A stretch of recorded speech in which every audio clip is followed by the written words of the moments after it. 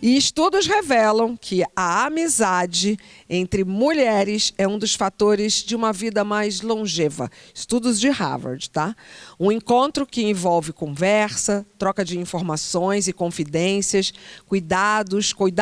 contato constante, mesmo que às vezes a gente esteja à distância. Mas, apesar das comprovações científicas, ainda existe em muitos lugares, a ideia de que mulheres competem desvairadamente umas com as outras. A gente pode até competir, mas será que dá para competir, então, sem perder a ternura e a amizade? Qual o segredo de manter uma amizade com outra mulher, Andréia? Você que é boa nisso. Eu tenho uma sorte com amigas, né? Eu não sei, eu acho que tem uma coisa de afinidade que é meio misteriosa, né? Quando você encontra uma pessoa e se afina com ela. E acho que também de ter uma grande liberdade em falar as coisas e saber lidar com os seus defeitos, com as questões da amiga, enfim. Acho que é liberdade. Eu não acredito nessa coisa da competitividade entre as mulheres ser maior do que entre os homens. Eu acho que é meio igual. Acho que isso é uma maneira de separar a gente, assim, esse rótulo. Porque eu, na verdade, quando eu era mais jovem, assim, adolescente, eu me relacionava mais com meninos, porque eu gostava mais de esportes e tal, então eu me identificava mais com eles, achava as amigas meio mais chatinhas, mas provavelmente a chata era eu, porque não conseguia, sei lá, não estava aberta. E agora, depois de um tempo, eu não vivo sem uma mulher na minha vida, não dá.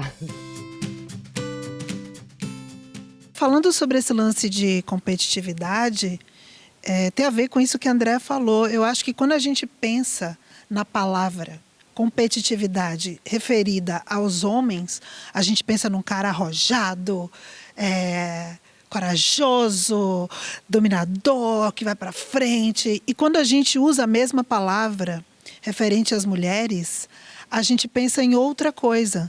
A gente pensa numa pessoa manipuladora, inescrupulosa. Por que será que a mesma palavra é atribuída de forma tão diferente, né, para cada gênero? Eu acho que é a visão que a sociedade tem do que é competitividade, porque existe uma competitividade saudável, justa, digamos assim.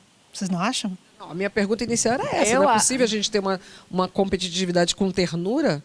Vai, Mônica. Não, eu acho só que essa competitividade que tentam impor para nós mulheres, tentam colocar na gente, é essa rivalidade, que eu acho que é um mito, como a Andréa falou, como você falou.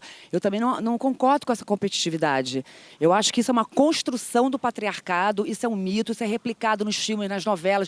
Tem sempre uma madrasta querendo matar a outra por causa da beleza dela, competindo. Uma dona de escritório querendo destruir a menina nova que chegou na novela. Tem sempre uma coisa assim, e o que eu vejo na minha vida, o que eu vi e que eu vejo são as mulheres apoiando as mulheres o tempo inteiro. Nos momentos mais difíceis da minha vida, eu tive mulheres do meu lado. As mulheres sobrevivem apoiando as mulheres. Então, eu acho, sim, que é um mito. Você concorda, André? Concordo. Eu acho que a palavra rivalidade que é uma palavra pesada. Eu concordo com a Mônica. Eu acho que, enfim, a gente cresce muito admirando outras pessoas, outras mulheres, né, querendo ser como elas, e eu acho isso saudável, eu acho isso legal, mas eu acho que a rivalidade é que é um sentimento azedo, que não tem nada a ver, a gente não precisa dele. Eu só não acho que é mito, eu acho que a gente vive isso. Muitas mulheres ainda vivem nessa cilada. O Brasil é muito grande. A gente está vivendo um momento histórico. A gente aprendeu, eu e Mônica aprendemos juntas, a palavra sororidade aqui no Saia Justa. Portanto, isso é muito recente. Sim. Porque se você vai para fora, ou até no grupo de escolinha ali do meu filho, as meninas estão disputando, sim, de uma forma que não é sadia. Mas eu acho que a gente está numa nova construção dessa amizade. Eu acho que cada vez menos. Enquanto mais a gente percebe como nós, mulheres, somos excluídas, mais sororidade a gente tem. É, Mais por a uma gente tem um questão de- olhar para outra. Sim. Todas nós aqui sofremos da mesma exclusão durante uma vida. Entendeu? Então, hoje, a gente ser consciente disso cada vez mais, a gente tem um olhar para outra diferente. Então, eu acho que é um mito, sim. Eu acho que é algo que está começando a cair por terra. Sim. E isso faz parte dessa luta toda do feminismo, da conscientização, da gente fazer com que palavras como sororidade sejam mais acessíveis e da gente já falando isso para as nossas meninas também, para que elas aprendam a não cair nessa cilada, porque a gente passou muito por isso. Fiquei pensando num grupo que eu tenho com umas amigas que chamou Citocina. É um grupo em que a gente passa o dia se mandando mensagem, uma querendo saber como é que a outra tá. E são amigas de muito tempo, somos 5 amigas e a gente toda quinta-feira marca o encontro. A gente Virtual. tenta fazer... Não, isso antes da pandemia, amor. Esse grupo tem uns 5 anos. Ah, tá. Ah. Antes da pandemia, eu estava aguardando essa para contar aqui. E toda quinta-feira a gente se encontra, uma na casa da outra, faz uma montação, pega o melhor look, vai, cada uma leva uma garrafa de vinho e a gente fica só brincando, contando piada, trocando essa ocitocina. Com a pandemia, a gente começou a fazer uns encontros virtuais e aí esse grupo, que era uma galhofada de mulher trocando figurinhas, virou um grupo de oração, sendo que tem uma macumbeira, uma crente evangélica, uma católica, uma que é coach namastê. E aí a gente ficou... Foi muito gostoso, porque rolou essa parada da gente continuar com o nosso ritual. E com a pandemia, foi muito bom a gente sentir a importância, a necessidade da gente ter essa troca entre a gente, mulheres, para se fortalecer e para poder passar por essa. Olha, a ocitocina citada pela Gabi foi um negócio que eu aprendi agora. Ela é liberada quando a gente está numa situação de estresse. E eu tenho lido tanta coisa, na verdade, sobre as coisas positivas que o estresse pode provocar para a gente. Né? Estudos na hora do comprovam parto que também. as mulheres Sim. produzem É o hormônio- mais esse hormônio da Sim. ocitocina. Ou seja, por isso a que a gente gente- fica mais apegada, A mais pro gente social. produz ocitocina toda quarta-feira. Mas é o hormônio do parto também. A mulher que não produz ocitocina tem dificuldade de se ligar com a sua cria. Então é uma coisa muito profunda essa ligação. Então, tipo, ocitocina na veia na gruda veia. numa mulher. Você sabe que às vezes eu falo que certos encontros de amizade são encontros espirituais até. Eu acredito na ocitocina, porque eu acredito na ciência sempre, mas eu acredito também que o que nos une, e eu estou falando olhando no olho de cada uma aqui agora, né, o que nos une também é uma coisa muito espiritual. A gente tem uma sensibilidade à flor da pele, a gente menstrua. Então, com a amiga, e vocês eu incluo nisso também, eu já me conecto pelo olhar. Eu consigo falar para você, mesmo em silêncio, só olhando, falando, tá mandando bem, Pete, fala aí. Vai, Mônica, agora fala, tô amando, vai, Gabi, vai, filha. Tem essa Entra. comunicação, né? Uma Tem, coisa, eu acho uma que coisa de- e só mulher tem essa comunicação. Eu acho que é específico, porque a gente faz parte desse grupo que sente coisas parecidas fisiologicamente falando, né? Sim. Nesse aspecto. E talvez, eu até pensando aqui, essa coisa de entender essa parte, para mim, só veio com a maturidade, porque em determinado momento da vida, você vai se identificando com aquelas coisas que estão ali no seu dia a dia. Pessoas que gostam de ler, pessoas que gostam de música, pessoas que têm bandas, no meu caso. E aí você vai ali naquele grupo. Vale dizer que eu também já encontrei, nessa caminhada, amizades com homens muito sensíveis. Muito. Então, acho que não é também uma exclusividade. Sim. Acho que é uma coisa importante de se Certeza. perceber, pelo menos na minha experiência, assim, foi uma coisa que veio e que eu percebi que eu falei, cara, putz, isso é foda. E tudo. Mas lembro também de uma conexão muito importante com homens muito sensíveis, sabe? Eu fiquei pensando aqui como a gente é mais incentivada a falar de sentimento desde sempre, né? Então, nas minhas relações com as mulheres, eu não sei, em 15 minutos eu já tô amiga íntima. Antes disso, né, Mônica? Antes disso, eu pegar um elevador, se for der o 15º andar, já contei a vida inteira. Mas a gente tem uma facilidade maior, eu acho, de se abrir, desde nova, né? A gente fala de sentimento com mais facilidade do que os meninos, a gente fala de emoção, a gente fala de angústia, né? A mulher tem uma coisa, né? Olho no olho. Eu acho que tem uma coisa aí do papo cueca, papo calcinha, tem uma diferença. Mesmo que tenha a questão do estereótipo também, mas tem um papo que você consegue levar com uma mulher que é diferente de um papo que você consegue levar com um homem. Mas também acentuo que essa nova geração de meninos, principalmente, porque eu acho que a gente tem que falar muito também para eles sobre essa sensibilidade que Pete falou, ela já está vindo mais aberta. Essa masculinidade que é tóxica está começando a ser destruída. Então, eu acho que esses novos meninos, eu vejo muito pelo meu filho, pelo Gabriel, eles já vão vir com esse chip também, para a gente deixar essa parada unissex, dessa amizade porque ser no final unissex das e todo contas são mundo poder pessoas, expressar né? sentimento, né? Claro. Deixa eu voltar para Marieta um pouco. Como é que essa por sua favor. conexão, por favor? Como é que se deu essa liga? Como é que vocês se conheceram? Foi paixão à primeira vista? Em que foi. momento vocês se conectam? Vocês se falam todo dia? Ou é daquela amizade que eu acredito também, que pode até ficar 2 meses sem se falar, mas quando voltou no mesmo ponto? Como é que tudo aconteceu?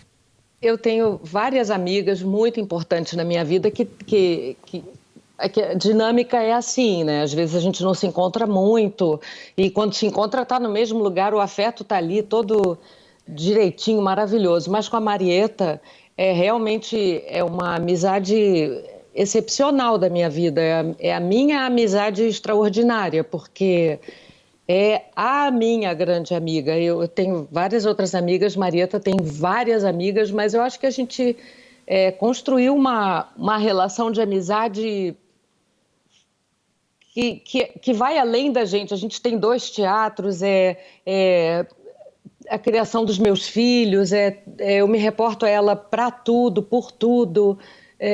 E quando eu encontrei a Marieta, ela me convidou para fazer uma peça, a Estrela do Lar, que foi uma peça de enorme sucesso. Ela, enfim, arrasou com essa peça. E eu fui assim, nossa, vou trabalhar com a Marieta Severo.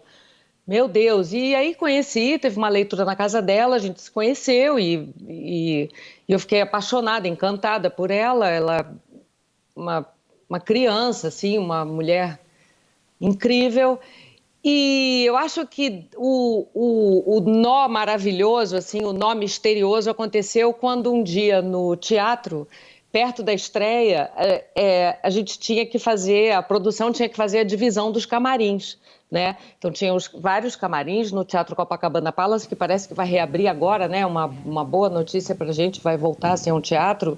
Não será mais uma quadra de tênis, como tinha esse boato, assim. E aí, na hora de dividir os camarins, a Marieta, que era protagonista, tinha um papel imenso, era produtora da peça e tal, ela ia ficar com um camarim maior, claro, justíssimo. E aí ela virou e falou assim, mas eu vou ficar aqui sozinha, não vou ter com quem conversar e tal. Aí a bola rolou pro meu pé assim, ela, pô, você não quer ficar aqui comigo? Eu falei, claro, né? Quero. E aí foi. Aí eram conversas intermináveis, a gente chegava cedo no teatro, saía correndo para entrar em cena, porque a conversa não acabava, e não acaba até hoje, não vai acabar nunca. E é uma coisa eterna, uma coisa enorme, uma amizade. E a gente já fica querendo ser amigo de Marieta também. Das duas, né? Eu quero ser das duas, amor. Da Quero uma Andréia eu já amizade me considero. sincera com as duas. Da Andréia eu já me considero. Sim. Na alegria, na Sim. tristeza, no corre e na pandemia. Como é que foi ficar separada na pandemia? Eu fiquei sem ver a Marieta 1 ano e pouco. Mesmo gravando a novela, a gente não se via, porque os protocolos da gravação eram muito rígidos, então, e os nossos núcleos, né, como chama na novela, eram separados, eram bem distintos. Ela tem fazer parte de um núcleo, eu de outro, e esses núcleos não se cruzavam durante a novela. Então, um dia, eu cheguei na gravação e vi que o nome dela estava assim na porta do camarim. E lá na Globo a gente testava, durante a novela que a gente fez, Um Lugar ao Sol, a gente testava diariamente. E então eu estava testada, ela também, eu vi o nome dela e perguntei, onde é que está a Marieta? Aí ela estava no estúdio gravando, eu corri até lá e foi um dos abraços mais gostosos da minha vida. Quase Foi. choro. Também. E é lindo. Tem que chorar. E é lindo a gente ver a amizade da Marieta e da Andréia e a gente falando desse assunto, dessa importância que é a gente ter amigas.